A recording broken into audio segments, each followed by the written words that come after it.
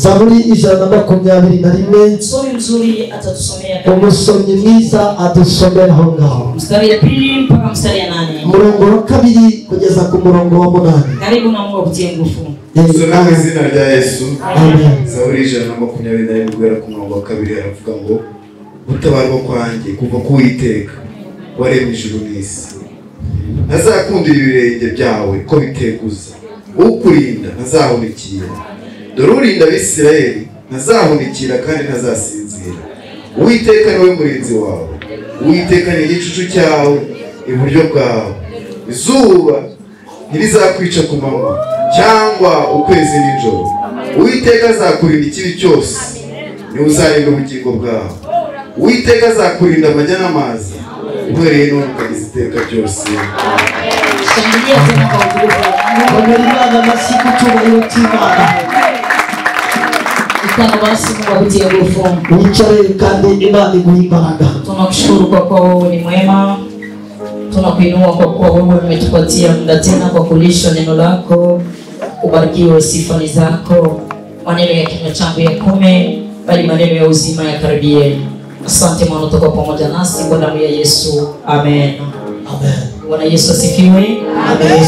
Tunashukuru Mungu kwa kuwa Mungu yuko pamoja nasi. Tunashima Imana kuko iri kumwe natwe. Tunashukuru Mungu kwa kuwa ni mwaminifu kwetu. Dushima Imana kuko ariyo kwizerwa kuri. Nilisoma maneno ya Mungu jioni katika kitabu cha Mwanzo. Nasomye amagambo y'Imana nimugoroba mu gitabo cy'Itangiriro. Ikanipatia kutafakara mengi ndani mwangu. Bimba gutekereza byinshi muri njyewe. Pema nimewaambia siku mengi kama Mkristo ni Mkristo mwenye anakuwa anatafakara ndani mwake. Narababwiye ngo Mukristo ni Mukristo utekereza muri we. Mkristo akikuwa anatafakara ndani mwake, Kristo afite gutekereza muri we. kuna vitu vinaendelea kwa maisha yake. Hari ibintu bigenda neza ku buzima bwe. Unajua kuna vitu ambavyo unaweza kufunga ndani mwako juu ya kutotafakara. Hari ibintu waboha mu buzima bwawe kubera kudatekereza. Kuna vitu ambavyo vinaweza kupotea bila wewe mwenyewe kujua, lakini hauna nia ya kutafakara. Ukuvuga ngo hari ibintu ushobora kubura kubwawe udafite inyota yo kubitekereza. Lakini wakati wote kwa kuwa na muda wa kutafakara na maneno ya Mungu, ariko igihe umuntu afite umwanya wo gutekereza ku magambo y'Imana, na muda wote wa kucheua maneno ya Mungu, igihe cyose cyo kuza amagambo y'Imana, kuna kitu kinaweza onekana kwa maisha yako. hari ikintu gishobora kuboneka mu buzima Mungu bwawe. atusaidie maisha 40. Bali dufashe mu minsi 20. Tena neema ya kusogelea Mungu sana. Tugirirwe ubuntu bwo kwegera Maana tumeenda mbali ya Mungu, cyane cyane tujya kure y'Imana, lakini Mungu hayaenda mbali yetu. ariko Imana ni yari yajya kure Kwa yawe. maana wakati nilisoma maandiko jioni, Nsomye ibyanditswe nimugoroba, Mungu akanikumbusha wakati wa Israeli. Imana yibutse igihe cy'Abisirayeli. Israeli wakati walikuwa Misri, Israeli bari muri Egiputa, waliteswa sana mno. barababajwe cyane, Waliteseka sana. barababajwe cyane. Walikuwa hawana tumaini tena la kurudia Israeli. Ntabwo bari bafite ibyiringiro byo gusubira Walikuwa mu hawana ijuru. matumaini ya kuwa wataokolewa. Ntabwo bari bafite ibyiringiro byo kubaza. Inawezekana huko pale kwenye huko Birashoboka hura uba, hauna tena matumaini ya maisha, nta byiringiro hauna kubaza, tena matumaini ya nta kuishi, byiringiro byo kubaza, hauna tena matumaini kama utakuwa na nta evaluation. byiringiro ufite Lakini kubaza. niko nakutangazia maisha Ariko ndagutangariza leo le 30 ya mwezi ya 10, umunsi tariki 30 nakutangazia kabla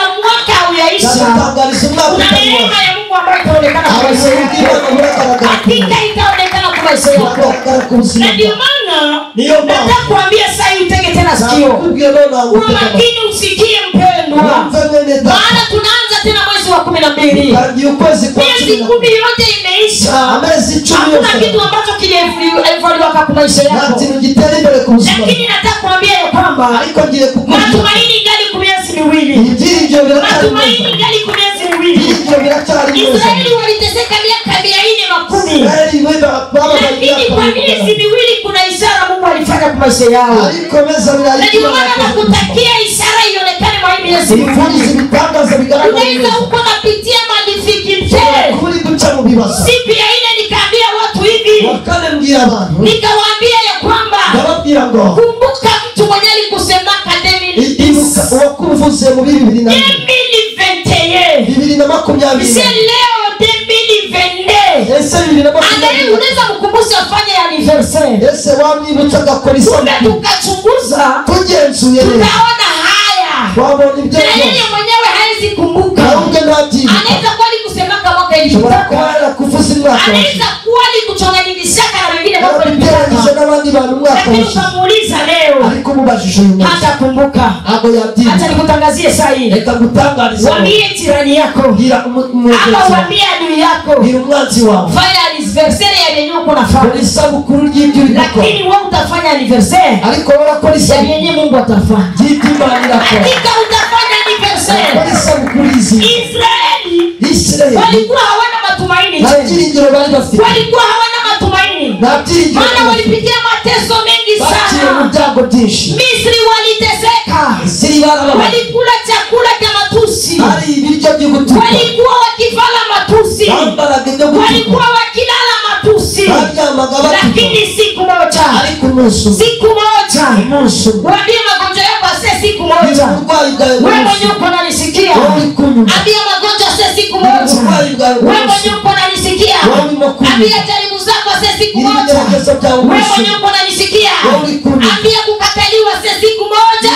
irakwandwa, Nitavuka igambo, nzambuka hakurya, nitavuka ngambo. nzambuka hakurya. Israeli, Israeli, wakati Mungu ametuma Musa, Imana yohereje Musa naye akaogopa, Mose nawe aratinya, akaanza ona miaka Israeli walimalizaka, kubona imyaka bisengera, akaanza ona miaka Israeli kubona wameteseka. imyaka Na bababara. tukisoma maandiko Usomye ibyanditswe, inatuambia kama Musa alizaliwa Misri, Musa yavukiye lakini muri aliona mateso ya Waisraeli. ariko yabonye Mpendwa katika Kristo, kumwe muri Kristo, kitambo bado vita itaisha, igihe kitambo kiracyari, bado igihe kirageze, hata vita yako iko, intambara yawe hata igihe, majaribu yako iko, nubwo ibigeragezo hata byawe, kukataliwa kuko, nubwo kwangwa hata guhana, kukosa kazi nubwo kuko, kubura akazi hata guhana, kuchukuliwa kuko, nubwo kwangwa hata guhana, madharau iko, nubwo ibisuzuguriro ni bihari, kitambo bado. ariko ni umwana Musa muto. kaogopa, Mose aratinya, Musa kaogopa, Mose aratinya, akasema ni je, aravuga ati mimi nitaenda tosa Israeli. je nzajya gukura Yesu, Unajua kuchenye kinacha uyatoka kwenye ikintu mtu, kitari cyatuma uva mtu hauyajijua wewe, utari wimenya, hauyajijua, ntabwo wari wimenya, ugali na boga yaliyo na piti yako, afite ubwoba bw'ibyica, lakini ukatoka mwenye na piti yako, ariko uvuye mu by'umwuka unatoka ndani ya hiyo boga, ukava muri ubwo Mungu bwoba, atatenda ishara. Imana ikora ibitangaza. Sikia kitu kingine yeye nishangaza. Umva ikindi kintu cyane, Israeli wakati Musa alienda kuwatosa Misri, Israeli Mose agiye kubavana, walikuwa hawana matumaini lolote. nta byiringiro bari bafite, Wakati wametoka Misri, bavuye muri Egiputa, wamefika ku bahari la Shamu, bageze mu nyanja itwa inyanja, wakaona bahari la Shamu, babona inyanja, wakaona milima, babona imisozi, wakaona mabonde, babona ibibaya, wakaona nyuma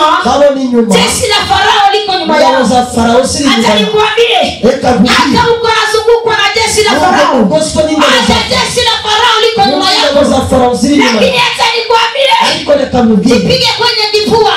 wikubite ku Tuna gatuza, baba yetu hashindi wake, tuna baba yetu ni mshindi, umwami wacu wese, ameshinda mauti na Golgotha.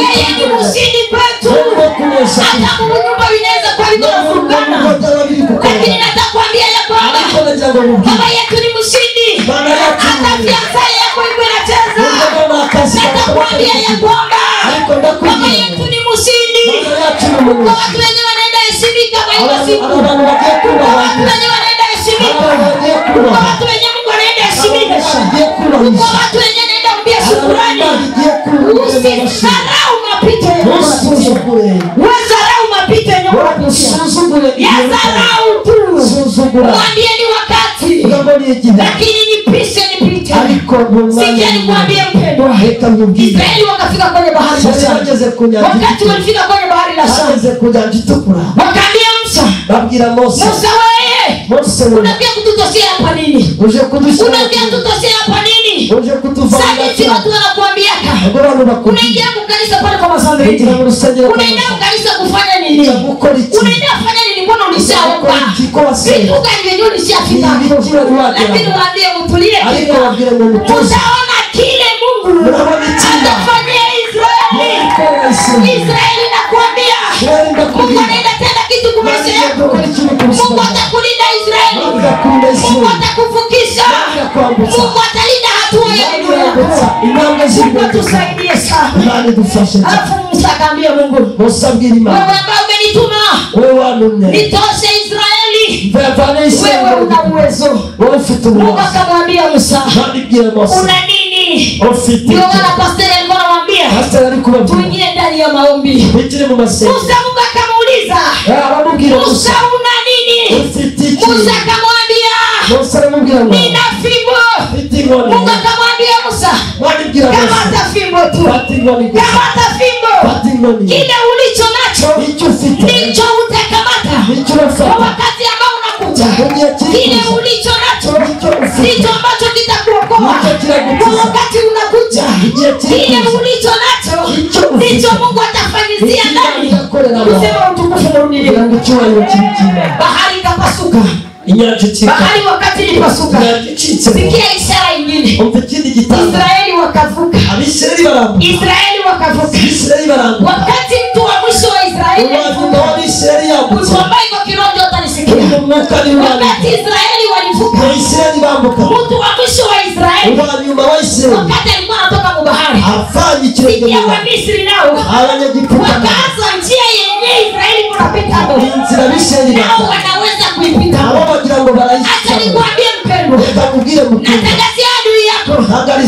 Anaweza waza ile maji ni ile. Anaweza waza mapito kunapitia yale. Lakini namtangazia wakati Israeli walivuka kwa ishara kwa miujiza. Nakutangazia sahihi. Natangazia na adui yako. Amezewe na mai. Amezewe na mai. Amezewe na mai. Amezewe panapitia. Imezewe na mai. Tatizo la maisha yako imezewe na mai. Kama vile wa Misri Mungu aliwamezesha mai.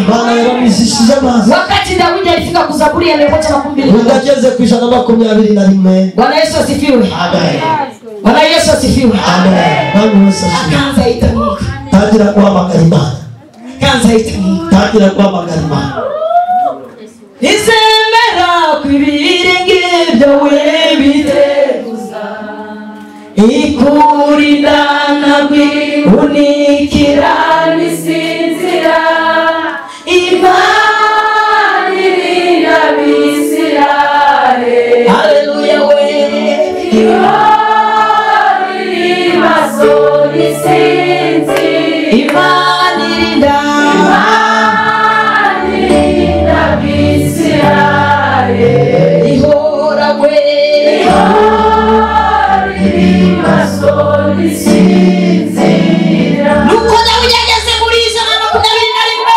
Daudi alipofika kwa sasa atangira kutabaza ijuru. Akaanza kuita. Atangira kutabaza ijuru. Akaanza kuita. Adimana kwamba semana. Kutabarwa kwanje. Uokovu kwa hapa. Unaweza toka wewe. Ureze kuri wowe. Ni kwako tu. Unyembaraga. Wewe nguvu. Uzarinda. Intambwe zanje. Uzarinda. Imana ikubwira muri ayo masaha. Izakurinda. Kandi izakurindira mu busa. Izakurinda. Umwanya no mu mwanza. Izarinda intambwe z'ibirenge byawe.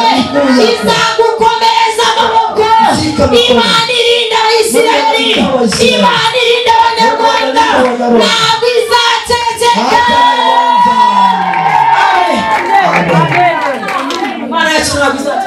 Mungu wetu hatanyamaza. Kweli Mungu wetu hatanyamaza. Mungu wetu hatanyamaza. Mushizimana yaragiye ngo igihugu cyanyu ndacyagishyize ukuboko kwawe. Nchi yenu Mungu aliniambia kwamba ameiwekea mkono. Isemera kwibirenge byawe. No, hata kubali miguu ya. Ikurinde. Kulinda. Hagiteze kuzaonikira. Hata sinzi ya kaburi.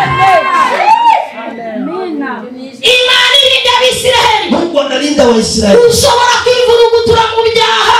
Hauwezi kuendelea na ushobora kwivurugutura mu byaha. Hauwezi kujigeuza ndani ya dhambi. Unaweza kujichafua ndani ya dhambi. Ushobora kuyanduza mu byaha. Unaweza fanya vile unavyofanya vyote.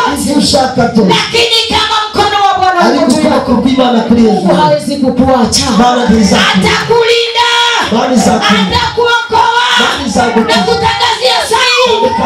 Acha Mungu wangu akulinde. Acha Mungu wangu akuponyeshe. Acha Mungu wangu akuokoe. Mwezi ambao tunaanza.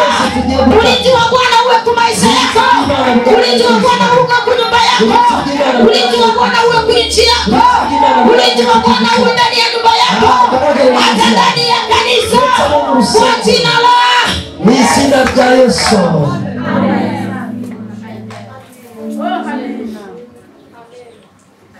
Ukiwa upande wetu nani aliye juu yetu? Ukiwa upande wetu nani aliye juu yetu? Bwana asifiwe. Bwana akiwa upande wako, imani ni upande wako. Bwana akiwa upande wetu, Bwana akiwa upande wa kanisa, hata watu wanaweza tabiri maneno, hata watu wanaweza kuchafua, hata watu wanaweza kusema, hata watu wanaweza kania nchi, lakini akiwa upande wetu, alikimani ni upande wako. Amen. Akiwa upande wetu, imani ni upande wako. Akiwa upande wako, imani ni upande wako. adui hatatoka wapi? Mwati wawe yafaye. Akiwa upande wetu, akiwa upande wako pastor. Unajua? Unabizi? Umukristo. Wanakutangazia kitu kimoja. Ekakutangariza kantu kamwe. Askari kama yuko kwenye front, umusirikare uri ku rugamba hasemake mingi. Akajya avuga byinshi. Ndio pastor. Niko bimeze. Asikai. Mungu anaweza. Bwana asifiwe. Amen. Hasemake mingi. Akajya avuga amagambo menshi. Anakutamaka tu mwenzake anamwambia. Ajahura na mugenzi wake akamubwira. Uko na mai. Ufite amazi. Kama hauna mai basi. Niba udafite amazi nuko. Anaenda kwa mwenzake. Akajya kwa mugenzi we. Uko na mai. Ufite amazi. Nipe mai yako nipe. Amazi yawe wewe. Ile tu. Icyo cyone. Hawaongea yake mengi. Ntabwo bajya bavuga menshi. Nakutangazia kuwa askari. Ndagutangariza kuba umusirikare. Unyamaze kia. Wowe utuze. Adui watie chini ya miguu yako. Abanzu basire munsi y'ibirenge byawe. Ukitia chini ya miguu yako. Mubasira munsi y'ibirenge byawe. Ndio wakati utajitetea. Iwaona igihe usivugira. Wakati wako utajitetea. Igihe wewe usivugira. Kwa utakuwa umemtia chini ya miguu yako. Sawa umaze kumukira munsi y'ibirenge. Ungali naogopa tu. Unacyatinya. Ungali naogopa. Unacyatinya. Hauyapatia Mungu usamani wake. Wali wahereza Imana agaciro. Ukapatia Mungu usamani wake. Uhereza Imana agaciro. Utakuwa askari. Uzaba umusirikare. Na askari wa kweli. Sirikare ukuri. Ananyamazaka kuvita. Ajaceceka mu ntambara.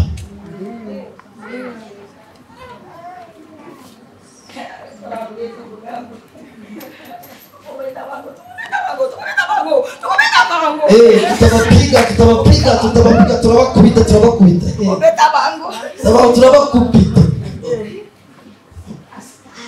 umusirikare mu ntambara anakuwa kali ajatuza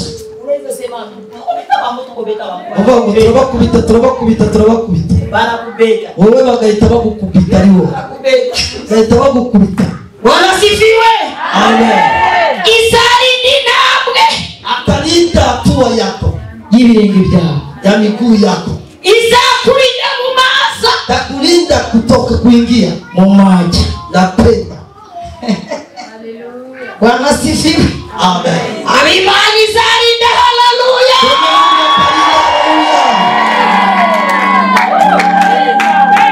Imani zatulinda. Mungu atatulinda sisi. Kandi zatulindira mu bisebye bikaribya wanasema. Atatulinda kwa damu. Imani zabana natwe. Mungu atakuwa pamoja. Kandi zatwiyereka ko ari Imana iri kumwe. Atakionyesha kwamba ni Mungu. Ndakutangariza rero muri aya masaha. Kutangazia kwa saa. Uwe mu bwami bwo kurindwa ndani ya ufalme muri iminsi 40 wa siku makuu. Ubwiza bw'imbaraga z'Imana z'ukuri. Suri ya uwezo wa Mungu. Z'uburinzi bw'Imana buri ku buzima. Suri ya ulinzi wa Mungu onekane pa. Pigia Yesu makofi. Makofi kwa Yesu.